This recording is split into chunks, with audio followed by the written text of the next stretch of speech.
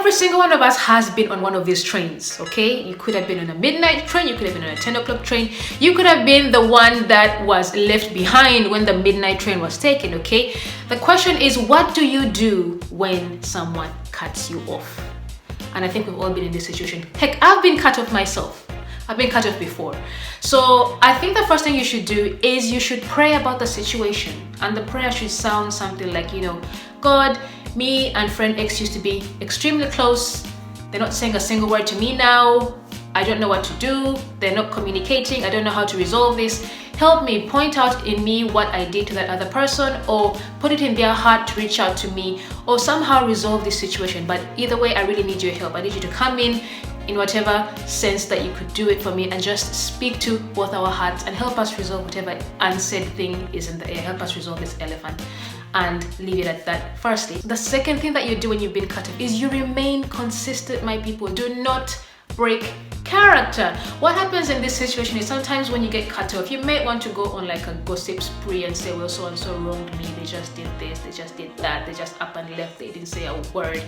You may feel rejected. You may feel like pulling people over to your side and creating this demarcation. But my advice to you would be to just remain in character, remain kind, remain loving.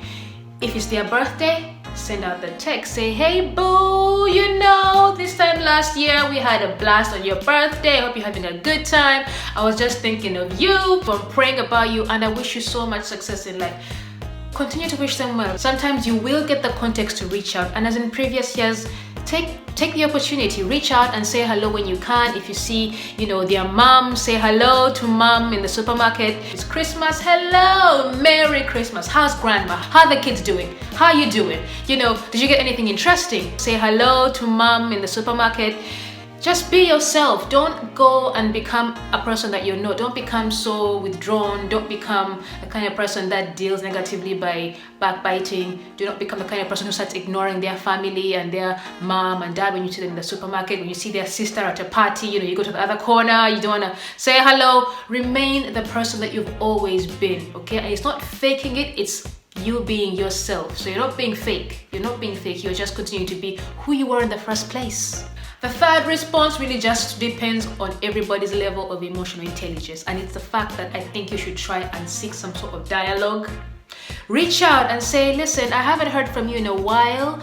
I've sent you a few messages. You haven't replied me, so obviously something's up. Is this something that we can talk about? What did I do? Are you feeling some type of way? Are you okay? Is this a season that you're going through? Just let me know. I will understand. Try and seek some sort of dialogue. Try.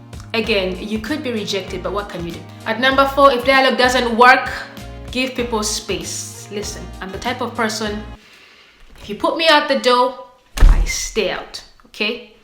If you leave, I lock the door after you. That's just the way it works with me, okay? So what I tend to do is, if dialogue doesn't work, if I reach out to you and it's not happening, I give you space. People are entitled to their space, and the truth is sometimes it isn't about us. Sometimes they're just going through things in life that they want to work through on their own. So we need to leave room for that at the end of the day. We need to just allow people the space that they are obviously taking, choosing to take. Allow them that privilege and right. Allow them their free will. Just allow it. Just allow it. Just accept this is what it is and just leave them be. At number 5, try and reflect. When a cutoff happens, I wouldn't say dwell on things, but I would say try and reflect. Something may come to you about something that you did. Something may come to you about something that you can carry forward into another friendship or another relationship. Something may come to you about what the other person is going through possibly. Just try and reflect in the sense of learning something from the situation. But again, don't dwell. There's a difference between reflecting and dwelling. There's a fine line between those two, and I do not encourage dwelling, but I encourage reflecting. Think about it, mull over it, go through a few conversations that you had. When was the last time you spoke? Have there been any dramatic life changes in their lives, in your life? Maybe, you've unknowingly caused an offense somewhere. Think about it and see if you can come up with some sort of explanation of what happened. But if you cannot, move on. Hey, Now, this is based purely on my personal experiences. But what are your personal experiences? They could be a 7 o'clock train. They could be a 5 o'clock train. They could even be a 1 p.m. train. What party have you been in this cutoff? Have you been the aggressor? Have you been the aggressee? Have you been in the middle of the cutoff? Leave your comments in the comment section. Subscribe to the channel, and I'll see you in my next medley.